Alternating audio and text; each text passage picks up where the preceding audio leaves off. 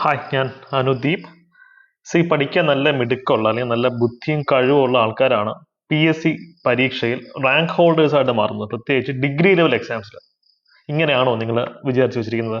അത് തെറ്റാണ്, ഒന്ന് മനസ്സിലാക്കുക. നന്നായിട്ട് പഠിക്കുന്ന ആൾക്കാരെയാണ് റിക്രൂട്ട് ചെയ്യേണ്ടതെങ്കിൽ PSCക്ക് പബ്ലിക് സർവീസ് എക്സാംസ് നടത്തേണ്ട കാര്യമില്ല. അവർക്ക് യൂണിവേഴ്സിറ്റീസിലേക്ക് പോകും, അല്ലേ?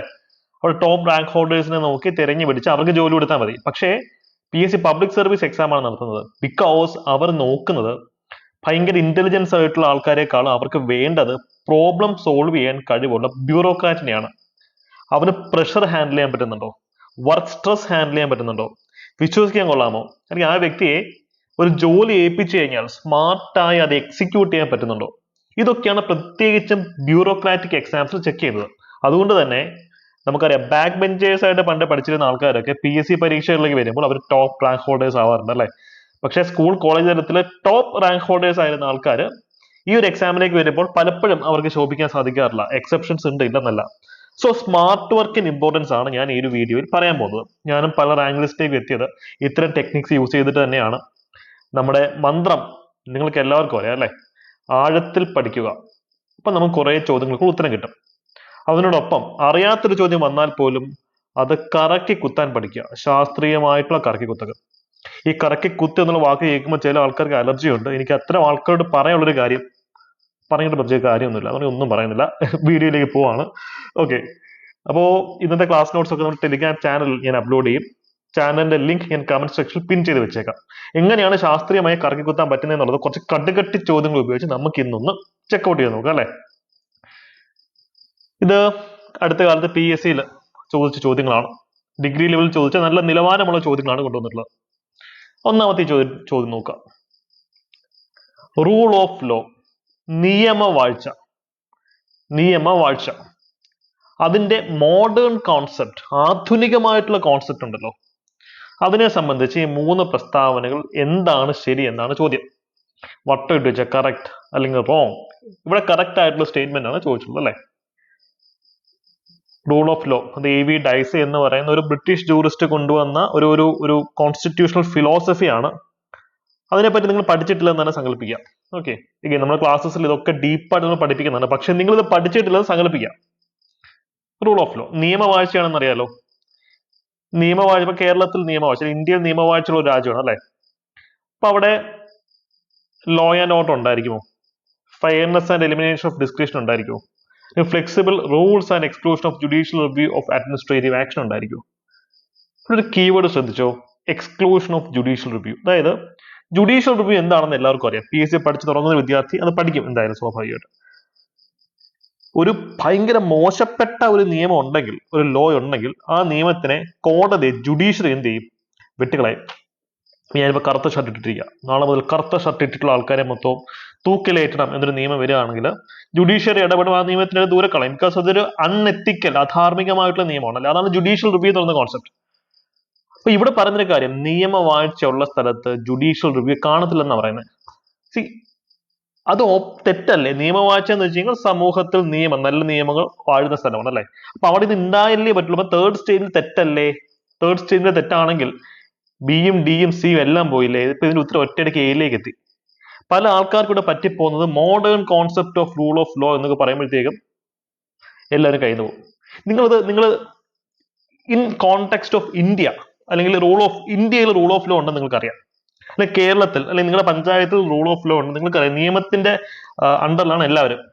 അപ്പൊ ഈ ഒരു കോൺസെപ്റ്റ് നിങ്ങൾക്ക് അറിയില്ലെങ്കിൽ പോലും എബൌട്ട് ഇന്ത്യ എന്ന് കൊടുത്താൽ മതി. ഇതിന് പകരം ഇന്ത്യയെ സംബന്ധിച്ച് ഈ സ്റ്റേറ്റ്മെന്റ്സിൽ ഏതൊക്കെയാണ് ശരിയെന്ന് നോക്കിയാൽ മതി.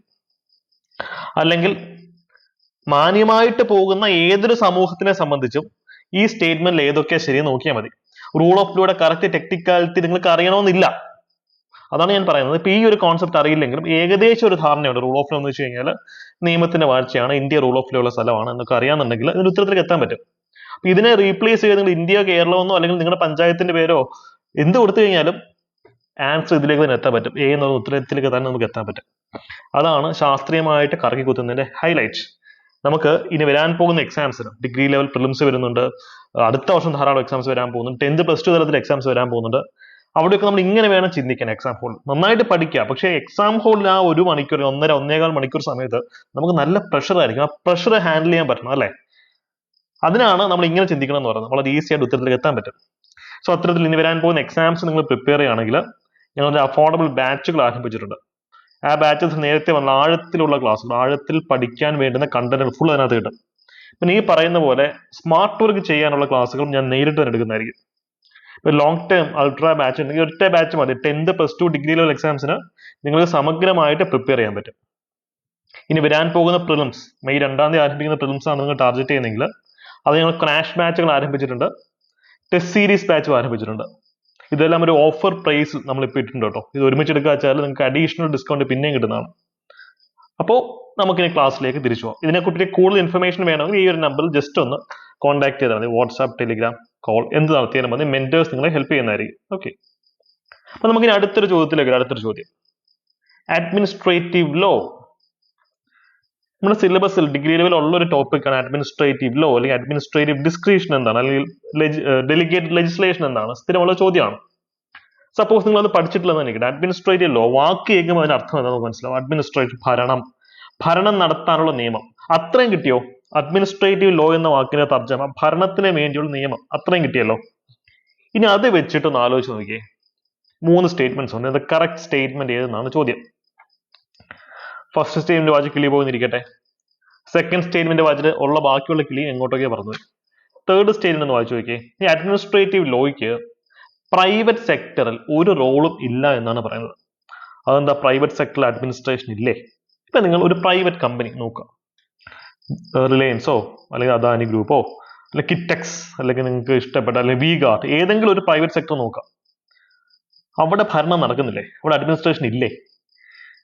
അപ്പൊ ഈ ഒരു കോൺസെപ്റ്റ് വന്നെന്താ, does not have any role, ഒരു റോളും ഇല്ലെന്ന് പറഞ്ഞു. ഓക്കെ, കാര്യമായിട്ടുള്ള ഭയങ്കര റോൾ ഇല്ലെന്ന് പറഞ്ഞാൽ പിന്നെ നമുക്ക് ഒരുപക്ഷെ ഉൾക്കൊള്ളാൻ പറ്റിയേക്കാം. ഇവിടെ പറഞ്ഞ ഒരു റോളും ഇല്ല, 0% ആണ് അഡ്മിനിസ്ട്രേറ്റീവ് ലോയ്ക്ക് പ്രൈവറ്റ് സെക്ടറിൽ ഒരു റോളും ഇല്ലെന്ന് പറയുന്നത്. അതെങ്ങനെ ശരിയാവും? പോട്ടെ, ഇത് പബ്ലിക്, ഓക്കെ, ഗവൺമെന്റ് സെക്ടറിൽ മാത്രമേ അഡ്മിനിസ്ട്രേറ്റീവ് ലോ ഉള്ളെന്നിരിക്കട്ടെ.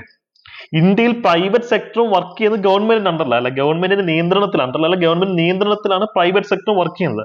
അപ്പൊ ഇതിന്റെ എന്തെങ്കിലും ഒക്കെ ഒരു ഇംപ്ലിക്കേഷൻ, ഒരു 0.001% ഇവിടെ ഇംപ്ലിക്കേഷൻ ഉണ്ടാവില്ലേ? അല്ലെ ഇതിനെ സ്വാധീനിക്കില്ലേ? ഇവിടെ പറഞ്ഞ does not have any role, 0%, അത് എക്സ്ട്രീം സ്റ്റേറ്റ്മെന്റ് ആ. അപ്പൊ സ്റ്റേറ്റ്മെന്റ് 3 അതിന് ശരിയാവാൻ ഒക്കുമോ? ഇവിടെ നിങ്ങൾ അഡ്മിനിസ്ട്രേറ്റീവ് ലോ എന്താണെന്ന് പഠിച്ചിട്ടില്ല, അഡ്മിനിസ്ട്രേറ്റീവ് അഡ്ജുഡിക്കേഷനെ പറ്റി പഠിച്ചിട്ടില്ല, ജൂറിസ്പ്രുഡൻസ് നിങ്ങൾക്ക് അറിയില്ല, അഡ്മിനിസ്ട്രേറ്റീവ് ഡിസ്ക്രിപ്ഷൻ അറിയില്ല, ഡെലിഗേറ്റഡ് ലെജിസ്ലേഷൻ അറിയില്ല, ഒരു തേങ്ങ അറിയില്ല.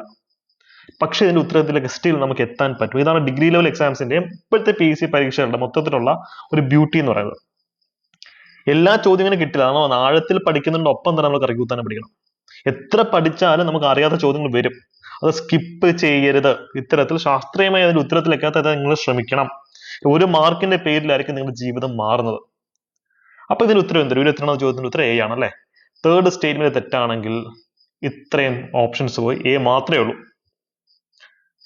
അപ്പോൾ പുതിയ PSC പാറ്റേണിൽ പഠിക്കാം. നമ്മുടെ ഈ ചാനലിൽ കട്ടൊക്കെ നിന്നാൽ മതി, ധാരാളം ഫ്രീ ക്ലാസ്സസ് നമ്മൾ ഇതിൽ തന്നെ അപ്ലോഡ് ചെയ്യുന്നുണ്ട്. ഓക്കെ, നമുക്കിനി അടുത്തൊരു ചോദ്യത്തിലേക്ക് ഒന്ന് പോയാലോ. ഇത് കുറച്ചും കൂടെ കടുകട്ടി ചോദ്യമാണ്. ആർട്ടിക്കിൾ 345 സംബന്ധിക്കുന്ന ചോദ്യമാണ്. ആർട്ടിക്കിൾ 345 എന്താണെന്ന് നിങ്ങൾ പഠിച്ചിട്ടില്ലെന്ന് തന്നെ വെച്ചോ. പക്ഷെ ഇത് നമുക്കൊന്ന് ശാസ്ത്രീയമായി കറക്കി കുത്താൻ നോക്കിയാലോ. നോക്കാം. ഇൻകറക്റ്റ്, തെറ്റായ പ്രസ്താവന എന്താണെന്ന ചോദ്യം. ഫസ്റ്റ് നമ്മൾ ഇത് വട്ടമിട്ട് വെക്കണം. കറക്റ്റ് അല്ലെങ്കിൽ ഇൻകറക്റ്റ്, ശരി തെറ്റ് ഏതാ ചോദ്യത്തിൽ വന്നിട്ടുള്ളത് നോക്കണം. അതിനുശേഷം ചോദ്യത്തിലേക്ക് ഒന്ന് പോയേ. യെസ്, ഫസ്റ്റ് സ്റ്റേറ്റ്മെന്റ് എന്താ പറയുന്നത്? ആർട്ടിക്കിൾ 345 അണ്ടറിൽ ഒരു സംസ്ഥാനത്തിന് ഹിന്ദി ആ സംസ്ഥാനത്തിന് ഔദ്യോഗിക ഭാഷയായിട്ട് അംഗീകരിക്കാം. അറിയത്തില്ല, നമുക്കറിയത്തില്ല, നിങ്ങൾ സ്കിപ്പ് ചെയ്തു, അടുത്ത സ്റ്റേറ്റ്മെന്റിലോട്ട് നോക്കൂ. ആർട്ടിക്കിൾ 345 അണ്ടറിൽ ഒരു സ്റ്റേറ്റ് ലെജിസ്ലേഷൻ ഒന്നോ അതിനധികമോ ഭാഷയെ ആ സംസ്ഥാനത്തിന്റെ ഔദ്യോഗിക ഭാഷയായിട്ട് അംഗീകരിക്കാം. അപ്പം കേരളത്തിൽ ഇംഗ്ലീഷ് മലയാളമൊക്കെ ഉണ്ടല്ലോ അല്ലെ. സി, ഇതെന്താ പറയുന്നത്? 345 അനുസരിച്ചിട്ട് ഒരു സംസ്ഥാനത്തിന്റെ ഭാഷയായി, ഔദ്യോഗിക ഭാഷയായി ഹിന്ദിയെ പ്രഖ്യാപിച്ചു കഴിഞ്ഞാൽ one or more languages in the using state in addition to Hindi the second official bars, അതായത് ഹിന്ദിയെ ഒരു സംസ്ഥാനത്തിന്റെ ഔദ്യോഗിക ഭാഷയായിട്ട് പ്രഖ്യാപിച്ചു കഴിഞ്ഞാൽ വേറെ ഒരു ഔദ്യോഗിക ഭാഷയും ആ സംസ്ഥാനത്ത് പ്രഖ്യാപിക്കാൻ ഒക്കില്ലെന്നാണ് പറയുന്നത്. എന്തോ ഒരു കല്ലുകടി ഉണ്ടല്ലേ. ഇത് ന്യായമായിട്ടുള്ള കാര്യമുണ്ട്. ഇപ്പോൾ ഒരു സംസ്ഥാനത്തിന്റെ ഔദ്യോഗിക ഭാഷയായിട്ട് ഹിന്ദി പ്രഖ്യാപിച്ചു, അപ്പോ ആ സംസ്ഥാനത്ത് മറ്റൊരു ഔദ്യോഗിക ഭാഷ പാടില്ലേ? ഇപ്പൊ ഇന്ത്യയുടെ കേസ് നോക്കി, ഇന്ത്യയുടെ ഔദ്യോഗിക ഭാഷ എന്ന് പറയുന്നത് ഹിന്ദി ഇംഗ്ലീഷുമാണ്. ഇന്ത്യയിൽ ഹിന്ദി ഔദ്യോഗിക ഭാഷയാണ്, പക്ഷെ ഇംഗ്ലീഷ് ഔദ്യോഗിക ഭാഷയാണ്. ഓക്കെ, അതോടെ ഇരിക്കട്ടെ. ഡി നോക്കിയേ, ഒരു സംസ്ഥാനത്തിൽ ഹിന്ദിയോ മറ്റേതെങ്കിലും ആ സംസ്ഥാനത്തിലെ ഭാഷയോ ഔദ്യോഗിക ഭാഷയോ ഉപയോഗിച്ച് കഴിഞ്ഞാൽ ഇംഗ്ലീഷിനും ആ സംസ്ഥാനത്തിലെ ഔദ്യോഗിക ഭാഷയാവാൻ സാധിക്കാതിരിക്കും. അതായത് ഇപ്പോൾ നാഗാലാൻഡിന്റെ കേസ് എടുക്കുക, നാഗാലാൻഡിന്റെ ഒഫീഷ്യൽ ലാംഗ്വേജ് ഇംഗ്ലീഷാണ്, ഔദ്യോഗിക ഭാഷ ഇംഗ്ലീഷാണ്. പക്ഷെ നാളെ ഒരു ദിവസം നാഗാലാൻഡിന്റെ ഔദ്യോഗിക ഭാഷയായിട്ട് മറ്റൊരു ഭാഷയെ കൊണ്ടുവന്നു കഴിഞ്ഞാൽ ഈ ഇംഗ്ലീഷ് ഓട്ടോമാറ്റിക്കായി ഔദ്യോഗിക ഭാഷ അല്ലാതാവുന്നില്ല, അത് അവിടെ കാണും. അതാണ് ഡിയിൽ പറഞ്ഞത് ന്യായമായിട്ടുള്ള കാര്യമല്ലേ. പക്ഷെ ഈ കൂടുതൽ അന്യായമായിട്ടുള്ള ഓരോ ഓപ്ഷൻ ഏതാ? അന്യായം, ഇൻജസ്റ്റിസ്. നമ്മൾ കോൺസ്റ്റിറ്റ്യൂഷനെ സംബന്ധിക്കുന്ന ഒരു ചോദ്യം. നമ്മുടെ കോൺസ്റ്റിറ്റ്യൂഷനകത്തെ കാര്യങ്ങളൊക്കെ ന്യായയുക്തമാണ് അല്ലെ. ചില എക്സെപ്ഷൻസ് ഉണ്ട്, പ്രിവെന്റീവ് ഡിറ്റൻഷൻ എന്നൊക്കെ പറഞ്ഞിട്ട് അതവിടെ ഇരിക്കട്ടെ. ജനറലി കോൺസ്റ്റിറ്റ്യൂഷൻ വെച്ച് കഴിഞ്ഞാൽ ഭയങ്കര ന്യായമായിട്ട് എഴുതപ്പെട്ടുള്ള ബുക്കാണ്. അപ്പൊ അവിടെയാണോ എന്ന് പറയുന്നത് ഒരു സംസ്ഥാനത്തിന്റെ ഔദ്യോഗിക ഭാഷയായി ഹിന്ദിയെ പ്രഖ്യാപിച്ചു കഴിഞ്ഞാൽ ആ സംസ്ഥാനത്തിൽ മറ്റൊരു ഔദ്യോഗിക ഭാഷയും ഉണ്ടാകാൻ പാടില്ല എന്നൊക്കെ പറയുന്ന സ്റ്റേറ്റ്മെന്റ് ന്യായമാണോ? ഒരു കല്ലുകടിയുള്ള സ്റ്റേറ്റ്മെന്റ് അല്ലേ? ഇവിടെ എടുത്തു പറയുന്ന ഇൻകറക്റ്റ് സ്റ്റേറ്റ്മെന്റ് ഏതാണ്? അവിടെ നിങ്ങൾ ആലോചിക്കുന്നത് ഒറ്റയാനെ കണ്ടെത്താനാണ്. 4 ഓപ്ഷൻസിനകത്ത് 3 ശരി, ഒരെണ്ണം തെറ്റുക. ആ തെറ്റായിട്ടുള്ളവനാണ് ഒറ്റയാൻ, അവനെ കണ്ടെത്താൻ. ഓട് വൺ ഔട്ടാണ് ഇവിടെ ആക്ച്വലി ചോദിച്ചിട്ടുള്ളത്. ആ ഒരു പെർസ്പെക്റ്റീവിൽ ആലോചിച്ചാൽ ഒരു ഉത്തരം സി എന്ന് കിട്ടും. എനിക്കറിയാം ഈ ഒരു തോട്ട് പ്രോസസ്സ് ഫസ്റ്റ് ടൈം കേൾക്കുന്ന ആൾക്കാർക്ക് കൺഫ്യൂഷൻ ആയിരിക്കും, പക്ഷെ നിങ്ങൾ വിട്ട് കളയരുത്. ഇതൊരു 10 ക്ലാസ് അടുപ്പിച്ച് കേട്ട് കഴിഞ്ഞാൽ നിങ്ങൾക്ക് ഈ ഒരു തോട്ട് പ്രോസസ്സിലേക്ക് വരാൻ സാധിക്കും. ഓക്കെ, നമ്മൾ വർഷങ്ങളായി ഈ UPSC പരീക്ഷകൾ ഉപയോഗിക്കുന്ന ടെക്നിക്കാണ് സിവിൽ സർവീസ് പരീക്ഷകളിൽ. ഇതിപ്പോൾ അടുത്ത കാലത്ത് കേരള PSC വന്നു എന്നേ ഉള്ളൂ. ഒരു 10-20 കൊല്ലം ഇതിവിടെ ഉണ്ടായിരിക്കും ഈ ഒരു ടെക്നിക്ക്. ഓക്കെ, അടുത്തൊരു ചോദ്യത്തിലേക്ക് പോകാം. Natural justice and legal justice, ഇതിനെ സംബന്ധിക്കുന്ന ശരിയായിട്ടുള്ള പ്രസ്താവന എന്തെന്നാണ് ചോദ്യം അല്ലേ. നിങ്ങൾ മനസ്സിലാക്കുക, ഇപ്പൊ ഇലക്ട്രോൺ അല്ലെങ്കിൽ പ്രോട്ടോൺ അല്ലെങ്കിൽ ന്യൂട്രോൺ അല്ലേ, ഇതൊക്കെ സയന്റിഫിക് കോൺസെപ്റ്റാ. ഇപ്പൊ ഇലക്ട്രോണും പ്രോട്ടോണും തമ്മിലുള്ള ഡിഫറൻസ് നമുക്ക് കൃത്യമായിട്ട് പറയാൻ പറ്റും അല്ലെ. അല്ലെങ്കിൽ ബ്ലാക്ക് ഹോളും ഒരു നക്ഷത്രവും, അല്ലെങ്കിൽ കെമിസ്ട്രിയും ഫിസിക്സും. അപ്പോൾ കുറെയൊക്കെ നമുക്ക് അതിന്റെ ക്ലാസിഫിക്കേഷൻ ഡിഫറൻഷിയേറ്റ് ചെയ്ത് പറയാൻ പറ്റും, എന്താണ് ഇതെന്ന് പറയാൻ പറ്റും. പക്ഷെ ഞാൻ സംശയിച്ചോട്ടെ, സ്നേഹവും നന്മയും ഇത് തമ്മിലുള്ള ഡിഫറൻസ് എന്താണെന്ന് കറക്റ്റ് നമുക്ക് ഡിമാർക്കേറ്റ് ചെയ്ത് പറയാൻ പറ്റുമോ? അതായത് ഫിലോസഫിക്കൽ തത്വചിന്താപരമായിട്ടുള്ള കോൺസെപ്റ്റുകൾ അതിനെ കൃത്യമായിട്ട് അളന്ന് മുറിച്ച് നമുക്ക് ഡെഫിനേഷൻ കൊടുക്കാൻ പറ്റുമോ? ഇപ്പൊ സ്നേഹത്തിന് ഡെഫിനേഷൻ കൊടുക്കാൻ പറ്റും. അത് നന്മ, നീതി, സത്യം, അസത്യം. ഇപ്പൊ സത്യം അസത്യം രണ്ട് ഓപ്പോസിറ്റ് സ്റ്റേറ്റ്മെന്റ്, അത് കൃത്യമായിട്ട് നമുക്ക് അതിനെ ഡിഫറൻഷിയേറ്റ് ചെയ്യാൻ പറ്റും. ഇപ്പൊ ഒരാളെ സംബന്ധിക്കുന്ന സത്യം മറ്റൊരാളെ സംബന്ധിച്ച് അസത്യമായിരിക്കും, ഒരാളെ സംബന്ധിക്കുന്ന നന്മ മറ്റൊരാളെ സംബന്ധിച്ച് തിന്മയായിരിക്കും. അപ്പോൾ ഫിലോസഫിക്കൽ കോൺസെപ്റ്റുകൾക്ക് ഒരിക്കലും നമുക്ക് കൃത്യമായിട്ടുള്ള ഡെഫിനേഷൻ കൊടുത്ത് അതിനെ ഇങ്ങനെ വാട്ടർ ടൈറ്റ് ആയിട്ട് ക്ലാസിഫൈ ചെയ്യാൻ പറ്റത്തില്ല. ആ ഒരു ലോജിക്ക് എല്ലാവർക്കും അറിയാലോ. ഇത് നോക്കിയേ, നാച്ചുറൽ ജസ്റ്റിസ്. നാച്ചുറൽ ജസ്റ്റിസ് എന്താണെന്ന് നിങ്ങൾക്ക് അറിയില്ല എന്ന് തന്നെ വെച്ചു. പക്ഷെ ജസ്റ്റിസ് എന്ന് വെച്ച് കഴിഞ്ഞാൽ നീതി അല്ലെ, അതാണെന്ന് പറയാം. ജസ്റ്റിസിന്റെ നീതിയാണെന്നറിയാം. നാച്ചുറൽ ജസ്റ്റിസും ലീഗൽ ജസ്റ്റിസും, ജസ്റ്റിസിന്റെ 2 ഘടകങ്ങളാണ്. ഇത് നമ്മൾ ഡിഫറൻസ് ആണ് ചോദിച്ചിട്ടുള്ളത്, അല്ലെങ്കിൽ റിലേഷൻഷിപ്പാണ് ചോദിച്ചിട്ടുള്ളത് അല്ലെ. ഫസ്റ്റ് സ്റ്റേറ്റ്മെന്റ് ഉണ്ടോ, natural justice and legal justice. ഇതിന് രണ്ടിനെ വാട്ടർ ടൈറ്റ് ആയിട്ട് ക്ലാസിഫൈ ചെയ്തിട്ടുണ്ട്. ഇത് നാച്ചുറൽ ജസ്റ്റിസ്, ഇത് ലീഗൽ ജസ്റ്റിസ്, കറക്റ്റ് ഇങ്ങനെ അളന്ന് മുറിച്ച് വെച്ചിട്ടുണ്ടെന്ന് പറയുന്നത്. അതവിടെ ഇരിക്കട്ടെ. സെക്കൻഡ് ആൻഡ് തേർഡ് സ്റ്റേറ്റ്മെന്റ് വായിച്ചു നോക്കിയേ, നിങ്ങൾക്ക് വലുതായിട്ട് ലോജിക്കലി കിട്ടുന്ന സ്റ്റേറ്റ്മെന്റ് ആണോ അല്ലേ നോക്കാം. പക്ഷേ ഞാൻ ചോദിച്ച മറ്റേ ഒരു കോൺസെപ്റ്റ്, ഒരു ചോദ്യം ഉണ്ട് ഇവിടെ. ഫിലോസഫിക്കൽ റൂൾ ആൻഡ്, നിങ്ങൾ ആലോചിക്കുക, ലോ ആൻഡ് എത്തിക്സ്, നിയമവും ധാർമ്മികതയും, എത്തിക്സ്. ഇതിനെ കൃത്യമായിട്ട് നമുക്ക് അളന്ന് മുറിച്ച് പറയാൻ പറ്റും. ഇത് നിയമമാണ്, ഇത് ധാർമ്മികതയാണ്. കാരണം ചില നിയമം എത്തിക്കലായിട്ടുള്ള നിയമമുണ്ട്, ചില നിയമങ്ങൾ അൺഎത്തിക്കലാണ്. അപ്പോ കൃത്യമായിട്ട് അങ്ങനെ അളന്ന് മുറിച്ച് ഇത്തരം ഫിലോസഫിക്കൽ ടെർമിനോളജീസിനെ നമുക്ക് വെക്കാൻ പറ്റൂ? No, it's impossible. മനസ്സിലായല്ലോ. അപ്പൊ ഫസ്റ്റ് സ്റ്റേറ്റ്മെന്റ് തെറ്റാണ്. അപ്പോൾ ഫസ്റ്റ് സ്റ്റേറ്റ്മെന്റ് തെറ്റായതുകൊണ്ട് തന്നെ ഉത്തരം എന്താ പറയാം, എ പോയി, സി പോയി, ഡി പോയി, ബിയിലേക്ക് എത്തി, ബി. ഉത്തരം ബി ആണ്. ഇത് ഫസ്റ്റ് ടൈം കേൾക്കുന്ന ആൾക്കാർ ടെൻഷൻ അടിക്കേണ്ട. കുറച്ച് ക്ലാസ്സുകൾ നമ്മുടെ ചാനലിൽ തന്നെ ഉണ്ട്. ഇത് കണ്ടു കഴിഞ്ഞാൽ നിങ്ങൾക്ക് ഈ ഒരു തോട്ട് പ്രോസസ്സ് വരും. ഇത് ഡെവലപ്പ് ചെയ്യണം. എഗെയിൻ ഈ കറക്കി കുത്തുമ്പോൾ അല്ലെങ്കിൽ എലിമിനേഷൻ ടെക്നിക്സ് യൂസ് ചെയ്യുമ്പോൾ 10 ചോദ്യങ്ങൾ നമ്മൾ കറക്കി കുത്തി കഴിഞ്ഞാൽ 7 എണ്ണം ശരിയാവണം, 3 എണ്ണം തെറ്റണം. എന്നിട്ട് അഗ്രിഗേറ്റ് നമുക്ക് 6 മാർക്ക് കിട്ടും അല്ലെ. പണ്ട് 10 ചോദ്യങ്ങൾ നിങ്ങൾ സ്കിപ്പ് ചെയ്യാറുണ്ട്, നമ്മൾ 0 മാർക്ക് കിട്ടിക്കൊണ്ടിരുന്നത്. ഇപ്പം 10 ചോദ്യത്തിൽ നമുക്ക് 6 മാർക്ക് കിട്ടുന്നുണ്ട്. മതി, നമുക്ക് അത് മതി. നമുക്ക് ഒരു 1000 രൂപ കിട്ടുമ്പോഴുള്ള സന്തോഷത്തിനേക്കാൾ വളരെ വലുതാണ് കയ്യിൽ നിന്നൊരു 100 രൂപ നഷ്ടപ്പെടുമ്പോൾ. എന്നാൽ അഗ്രിഗേറ്റ് നമുക്ക് കൂടുതൽ കാശ് കിട്ടിയെന്ന് വെച്ചാൽ നമുക്കില്ല. അതൊരു നെഗറ്റിവിറ്റി ബയാസ്, നമ്മുടെ സർവൈവൽ ഇൻസ്റ്റിങ്ക്റ്റിന്റെ ഭാഗമായിട്ട് തലച്ചോറിലുള്ള ഒരു സിറ്റുവേഷൻ ആണത്, നെഗറ്റിവിറ്റി ബയാസ്. അപ്പൊ അതുകൊണ്ടാണ് പല ആൾക്കാരും റിസ്ക് എടുക്കാൻ പഠിക്കുന്നത്. റിസ്ക് എടുത്തില്ലെങ്കിൽ നിങ്ങൾ എവിടെ എത്താൻ പോകുന്നില്ല, എഴുതി വെച്ചോ. ലൈഫിൽ നിങ്ങൾക്ക് എവിടെയെങ്കിലും എത്തണമെങ്കിൽ റിസ്ക് എടുക്കണം, കാൽക്കുലേറ്റഡ് ആയിട്ടുള്ള റിസ്ക് എടുക്കണം, ധൈര്യത്തോടു കൂടി മുന്നോട്ട് പോകണം. കറേജ് അതൊരു ബ്യൂറോക്രാറ്റിന്റെ വേണ്ട ക്വാളിറ്റിയാണ്. ഓക്കെ, അപ്പം റിസ്ക് എടുത്ത് തന്നെ മുന്നോട്ട് പോകണം. ഓക്കെ, ഇതൊക്കെ കാൽക്കുലേറ്റഡ് റിസ്ക് ആണ്. ഇനി 27ാമത്തെ ചോദ്യം, ഡോക്ട്രൈൻ ഓഫ് പ്രോമിസറി എസ്റ്റോപ്പൽ. എന്താ സംഭവം? അങ്ങനെ ഒരുവിധം ആരും പഠിക്കുന്ന ഒരു ടോപ്പിക് അല്ല അത്, അല്ലേ? സ്റ്റിൽ നമുക്ക് കറക്കി കുത്തി ഇതിന്റെ ഉത്തരത്തിലേക്ക് എത്താൻ പറ്റുമോ എന്ന് നോക്കിയാലോ. എന്റെ കൂടെ ഒന്ന് കട്ടയ്ക്ക് ഒന്നിരിക്കണേ, എന്റെ കൂടെ ഒന്നിരുന്നേ, ശ്രദ്ധ ചെയ്യുക. ഫസ്റ്റ് സ്റ്റേറ്റ്മെന്റ്, ഈ സാധനം, ഈ doctrine of promissory estoppel, it applies equally to government and public authorities എന്നാണ് പറയുന്നത്, അല്ലെ? ഇത് ഗവൺമെന്റ് ആൻഡ് പബ്ലിക് അതോറിറ്റീസിനെ ഒരുപോലെ സ്വാധീനിക്കുന്ന ഒരു സംഭവമാണെന്ന് പറയുന്നത്. നിങ്ങൾക്കത് അറിയത്തില്ല, ശരി ആയിക്കോട്ടെ, അറിയത്തില്ല, പ്രശ്നം തോന്നുന്നു. സെക്കൻഡ് സ്റ്റേറ്റ്മെന്റ്, തേർഡ് സ്റ്റേറ്റ്മെന്റ് നോക്കി, ഇതിൽ രണ്ടിലും ഈ സാധനം ഗവൺമെന്റ് ആൻഡ് പബ്ലിക് അതോറിറ്റീസിനെ ബാധകമായിട്ടുള്ള കാര്യമാണെന്നുള്ള രീതിയിലായി രണ്ട് സ്റ്റേറ്റ്മെന്റ് എഴുതിയിട്ടുള്ളത്.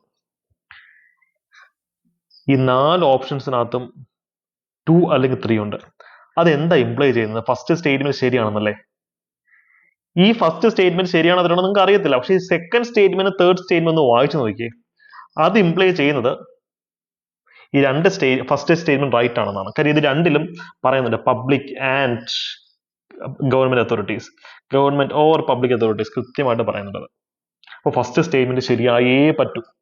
അപ്പോ എ അല്ലെങ്കിൽ സി, അത് രണ്ടിൽ മാത്രമേ ഫസ്റ്റ് സ്റ്റേറ്റ്മെന്റ് ഉള്ളൂ. അതാണ് ഇതിന്റെ ഉത്തരം വരിക. ബി ഡി ഒരിക്കലും വരാൻ പോകുന്നില്ല. അപ്പൊ നിങ്ങൾ 50-50 ഓപ്ഷനിലേക്ക് എത്തി, 50-50ലേക്ക് എത്തി. നിങ്ങൾ ഒരു പ്രോ ആണെന്നുണ്ടെങ്കിൽ 50-50 ഓപ്ഷനിലേക്ക് എത്തിക്കഴിഞ്ഞാൽ കുത്തിക്കണം. കാര്യം അങ്ങനെ 10 ചോദ്യങ്ങൾ കറക്കി കുത്തുമ്പോൾ 50-50 5 എണ്ണം ശരിയാവും, 5 എണ്ണം തെറ്റും. എന്നാൽ പോലും അഗ്രിഗേറ്റ് നിങ്ങൾക്ക് മാർക്ക് കിട്ടും. 1/3 മാത്രമാണ് നെഗറ്റീവ് മാർക്ക്. കിട്ടിയോ? അപ്പൊ ഇത് ഞാനാണെങ്കിൽ ചൂസ് ചെയ്യും, ഉറപ്പായിട്ടും ചൂസ് ചെയ്യും. ഞാൻ നമ്മുടെ ബാച്ച് വന്ന 50-50ലേക്ക് എത്തിക്കഴിഞ്ഞാൽ പ്രോബബിലിറ്റി തിയറി, 10ാം ക്ലാസ്സിലെ മാത്തമാറ്റിക്സ് ആണ്, പ്രോബബിലിറ്റി തിയറി വിശ്വസിക്കുന്ന ആൾക്കാർ ചൂസ് ചെയ്യണമെന്നാണ് പറയാം. പക്ഷെ അത് ഞാൻ നിങ്ങളെ നിർബന്ധിക്കില്ല. അത് ഒരു എക്സ്ട്രീം റിസ്കിലേക്ക് പോകുന്നൊരു കാര്യമാണ്. നിർബന്ധിക്കില്ല. നിങ്ങൾക്ക് തീരെ ഗതി കെട്ടിയിരിക്കുകയാണെങ്കിൽ 50-50 ഉള്ള ഓപ്ഷൻസ് എല്ലാം കുത്തണം. തോക്കുമെന്ന് ഉറപ്പായിട്ടിരിക്കുകയാണെങ്കിൽ കുത്തണം, എന്തായാലും നഷ്ടമില്ലല്ലോ. പക്ഷെ നിങ്ങൾ മോക്ക് ടെസ്റ്റ് എടുക്കുമ്പോഴോ അല്ലെങ്കിൽ വീട്ടിൽ ചോദ്യപേപ്പർ ചുമ്മാ വർക്കൗട്ട് ചെയ്യുമ്പോഴോ ഒന്ന് പരീക്ഷിച്ച് നോക്കി, ഒന്ന് ടെസ്റ്റ് ചെയ്ത് നോക്കിയേ. മാത്തമാറ്റിക്കൽ പ്രോബബിലിറ്റീസ്, പ്രപഞ്ചത്തിന്റെ സ്പന്ദനം കണക്കിലാണെന്ന് ചാക്കോ മാഷ് പറഞ്ഞ പോലെ 50-50 ഉള്ള ഒരു 10 ചോദ്യങ്ങൾ നിങ്ങൾ ഒന്ന് കറക്കി നോക്കിയേ. അഗ്രിഗേറ്റ് മാർക്ക് കൂടുന്നോ കുറയുന്നോ എന്നൊന്ന് ചെക്ക് ചെയ്ത് നോക്കാം. എന്നിട്ട് നിങ്ങൾ സ്വയം ഒരു ഡിസിഷനിലേക്ക് എത്താം. ഞാൻ പറഞ്ഞു, ഇത്തരം സ്ട്രാറ്റജീസ്, എലിമിനേഷൻ ടെക്നിക്സിനെ പറ്റിയുള്ള സ്ട്രാറ്റജീസ് ഒക്കെ ഷെയർ ചെയ്യുമ്പോൾ ഇപ്പോഴും ഈ ജാമ്പുവാന്റെ കാലത്ത് കിടക്കുന്ന ആൾക്കാർക്ക് അവർക്ക് സഹിക്കില്ല ഇതെന്താ സംഭവം. അവരുടെ തലച്ചോറിന് അത് പ്രോസസ് ചെയ്യാനുള്ള ഒരു കപ്പാസിറ്റി ഇല്ല. പക്ഷെ നിങ്ങൾ PSC പഠിക്കുന്ന വിദ്യാർത്ഥി എന്ന് വെച്ച് കഴിഞ്ഞാൽ നിങ്ങൾ തലച്ചോറ് പണയം വെച്ചിട്ടുള്ള ഒരു വ്യക്തിയാണ്. ഇതല്ല ഞാൻ ഇന്ന് പറഞ്ഞ കാര്യങ്ങളെല്ലാം സെൽഫായിട്ട് ഒന്ന് ചെക്കൗട്ട് ചെയ്യാം. ഞാൻ പറയുന്നത് വിശ്വസിക്കേണ്ട, വേറെ ആര് പറയുന്നത് വിശ്വസിക്കേണ്ട. നിങ്ങൾ സ്വയം വിലയിരുത്തി ഒന്ന് എക്സിക്യൂട്ട് ചെയ്യണോ വേണ്ടയോ എന്നുള്ളത് തീരുമാനം നിങ്ങൾക്ക് എടുക്കാവുന്നതാണ്. ഇപ്പൊ തലച്ചോറ് പണയം വയ്ക്കാതെ പഠിക്കാം. നിങ്ങൾ ആരും പറയുന്ന മുഖവിലേക്ക് എടുക്കേണ്ട, എക്സ്പെരിമെന്റ് ചെയ്ത് നോക്കി നിങ്ങൾ സ്വയം ഡിസൈഡ് ചെയ്യാം. ഇത് നിങ്ങൾക്കുള്ളൊരു ഹോംവർക്കാണ്. ഇതൊരു ഹോംവർക്കാണ്. ആർട്ടിക്കിൾ 38, ഇതൊക്കെ നമ്മൾ ശരാശരി എല്ലാവരും പഠിക്കുന്നതാണ്. ആർട്ടിക്കിൾ 38 അല്ലെ, DPSP. സ്റ്റിൽ നിങ്ങൾക്ക് ഇത് പഠിച്ചിട്ടില്ലെങ്കിൽ പോലും ഒരു ഉത്തരം എങ്ങനെ കണ്ടെത്താൻ വരും നോക്കണം. ഇതിനകത്ത് ഉൾപ്പെടാത്ത, ആർട്ടിക്കിൾ 38 ഉൾപ്പെടാത്ത എന്താണെന്ന ചോദ്യം. 4 ഓപ്ഷൻ ഉണ്ട്, 3 എണ്ണം ശരിയാണ്, ഒരെണ്ണം തെറ്റാണ്. തെറ്റായിട്ടുള്ള ഓപ്ഷൻ ഏതാണെന്ന് ചോദ്യം. സോ ഇൻ എഫക്ട് ഇതൊരു ഓഡ് വൺ ഔട്ട്, ഒറ്റയാനെ കണ്ടെത്താനുള്ള ചോദ്യമാണ്. നോക്കിക്കേ, ഫസ്റ്റ് സ്റ്റേറ്റ്മെന്റിൽ പറയുന്നു രാഷ്ട്രം, ഒരു രാജ്യം ജനങ്ങളുടെ വെൽഫെയർ പ്രൊമോട്ട് ചെയ്യണം. രണ്ടാമത്തെ സ്റ്റേറ്റ്മെന്റ് പറഞ്ഞു ഒരു രാഷ്ട്രം ജനങ്ങൾക്കിടയിലുള്ള സാഹോദര്യം പ്രൊമോട്ട് ചെയ്യണം. സി പറയുന്നു ഒരു രാജ്യം ഇൻകം ഇൻഇക്വാളിറ്റി, അല്ലെ, സാമ്പത്തിക അല്ലെങ്കിൽ വരുമാനത്തിന് കാര്യത്തിൽ ഇൻഇക്വാളിറ്റി കുറയ്ക്കണം. ഇതിൽ പറയുന്നു സ്റ്റാറ്റസ്, ഫെസിലിറ്റീസ്, ഓപ്പർച്യൂണിറ്റീസ്, ഇൻഇക്വാളിറ്റി കുറയ്ക്കണം. നമുക്കറിയാം ഇതിൽ 3 എണ്ണം 38 അണ്ടറിൽ വരുന്നതാണ്, ഒരെണ്ണം മാത്രമേ വരാതുള്ളൂ. ഒരു ഡൗട്ട് ഞാൻ ചോദിച്ചോട്ടെ, CD ഇതിൽ രണ്ടിൽ ഇൻഇക്വാളിറ്റി കുറയ്ക്കണം എന്ന് പറയുന്നത്.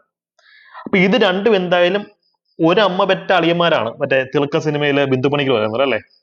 ഇത് രണ്ടും ഏതും 13 അണ്ടറിൽ വരേണ്ടതാണല്ലേ. ഇൻഇക്വാളിറ്റീസിനെ പറ്റിയാണ് സംസാരിക്കുന്നത്. അപ്പൊ ഇതിന്റെ ഉത്തരം A അല്ലെങ്കിൽ B വരും. ഇതിനകത്ത് വെൽഫെയർ ആണോ ബ്രദർഹുഡ് ആണോ ഒറ്റയാനായിട്ട് ഇരിക്കുന്നത്? ഇതിനകത്ത് ഏതാണ് കുറെ കൂടെ ഫിലോസഫിക്കൽ ആയിട്ടുള്ള കോൺസെപ്റ്റ്? നമുക്ക് വെൽഫെയർ അളക്കാൻ പറ്റുമോ അതോ ബ്രദർഹുഡ് ആണോ അളക്കാൻ പറ്റുന്നത്? ജനക്ഷേമത്തിന് ഇൻഡിക്കേറ്റേഴ്സ് GDP അല്ലെങ്കിൽ GNP അല്ലെങ്കിൽ ഹാപ്പിനെസ് ഇൻഡെക്സ് ഉണ്ട് അല്ലെ? ഈ കൂട്ടത്തിൽ ഏതാണ് മെഷർ ചെയ്യാൻ പറ്റുന്ന ഒരു കാര്യം? സാഹോദര്യത്തിനെയാണോ അളക്കാൻ പറ്റുന്നത്? അപ്പൊ ഇത് നമുക്ക് അളക്കാൻ പറ്റുന്ന ഒരു കാര്യം, ഇൻകം ഇൻക്വലിറ്റി അളക്കാൻ പറ്റുന്ന ഒരു കാര്യമാണ്.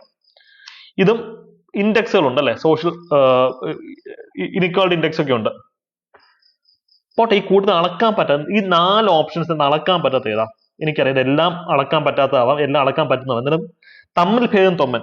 ഇപ്പൊ എയും ബിയും കണ്ടു കഴിഞ്ഞാൽ ഏകദേശം ഒരുപോലെ ഇരിക്കുവാണ്. പക്ഷെ ഈ കൂട്ടത്തിൽ ഏറ്റവും വേറിട്ട് നിൽക്കുന്ന ആരാ? ഒരു പൊടിക്കെങ്ങനെ വേറിട്ട് നിൽക്കുന്ന ആരാ? ഒന്ന് നോക്കി. അതിനകത്ത് അളക്കാൻ പറ്റാത്ത ഫിലോസഫിക്കൽ ആയിട്ടുള്ള സങ്കല്പം സാഹോദര്യമാണോ ജനക്ഷേമമാണോ? ഒന്ന് നോക്കുക. ഇതിനൊരു ഉത്തരം നിങ്ങളൊന്ന് കമന്റ് ചെയ്യാം. അപ്പൊ എനിക്ക് പറയാൻ ഇത്രയേ ഉള്ളൂ. ഓരോ മാർക്കും ഓരോ ലൈഫാണ്. ഓരോ മാർക്കും നിങ്ങളെ ഒരു റാങ്കിൽ നിന്ന് മറ്റൊരു റാങ്കിലേക്ക് കുതിപ്പിക്കുന്നതാണ്. നമുക്കറിയാം 100 റാങ്കൊക്കെ ചിലപ്പോൾ മാറും ഒറ്റ മാർക്കിന്റെ ബേസിസിൽ. സോ പഴുതടച്ച് തന്നെ പഠിച്ച് മുന്നേറുക. അത് നിങ്ങൾക്ക് അഫോർഡബിൾ ബാച്ചസ് നിങ്ങൾ ധാരാളം സ്റ്റാർട്ട് ചെയ്തിട്ടുണ്ട്. ഫ്രീ കണ്ടന്റുകൾ യൂട്യൂബ് വഴിയും തരും. അപ്പൊ മുമ്പ് കണ്ട ചോദ്യത്തിനുള്ള ഉത്തരം നിങ്ങൾ കൃത്യമായി ഒന്ന് പറയാട്ടോ. All the best.